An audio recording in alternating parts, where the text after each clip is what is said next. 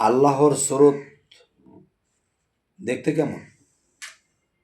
কেউ দেখেছেন কি?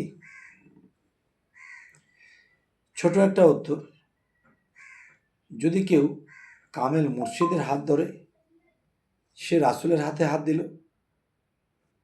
যে কামেল মুর্শিদের হাতে হাত দিল, সে যদি রাসূলের হাতে হাত দিয়ে থাকে, তাহলে রাসূলের হাত আল্লাহর হাত।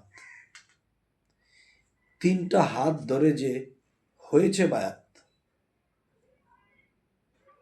তাহলে তার ভিতরে সাধন সাকসেস করলে, নিজেকে পবিত্র করা হলে, তার ভিতরে সৃষ্টি হবে সেই কোরআনের আয়াত, আগে হও বায়াত। তো হে সমস্ত জগতবাসী, আজকে আপনাদের সামনে যে আলোচনাগুলো করা হলো, এই আলোচনাগুলো আপনাদের মনে ধরেছে, ভালো লেগেছে?